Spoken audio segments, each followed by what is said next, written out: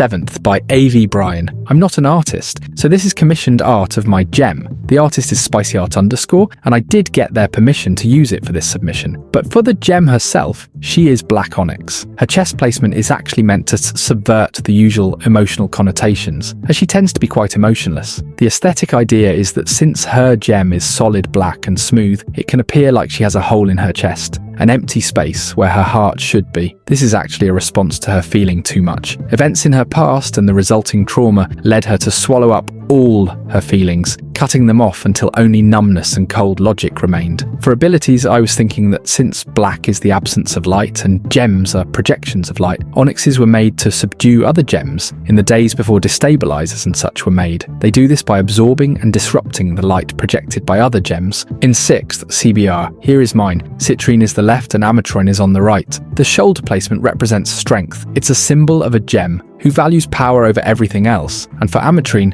this idea stays the same, not only physically, but emotionally. While not as physically strong as her fellow Citrines, her loyalty and resolve are hard to contest, often putting herself in the front lines of a conflict, whether it be heated debate between pals or on the battlegrounds of war. This stoicism is not to be confused with patience, something that requires empathy and consideration, something that would only be met with the cold shoulder should you try to console her feelings about practically anything. Ametroin is reliable, she's there when you need her and won't get in your way otherwise, but she's not there for comfort or companionship, she's there for purpose. Citrine is something more expected of a shoulder-arm placement, someone who thinks with their power and raw strength over analysis and deep thought. That kind of simplistic mindset also tends to be quite stubborn. Rather than putting it to discussion or debate, Citrine reflects her gem's durability and placement through her sheer tenacity. Because if what she's good at won't break through, then it's simply a problem that can't be solved. 5th, Lulu. This is Bloodstone, my son. He's from a gem type that looks vastly different to what he does, as they are an executioner gem type. They often do shatterings for the Great Diamond Authority, yet this one didn't come out quite right. He's overcooked due to his kindergarten's faulty production, and the other Bloodstones around him stealing all the resources available for him to be able to complete his creation, causing him to come out defective. His main defect is being unable to communicate in the same ways other gems would, only being able to create noises. Because he's a highly destructive gem, unable to fulfill his purpose, the neck placement is perfect as it symbolizes the bridge between action and thought, as he has the instincts to destroy, but is incapable of doing so.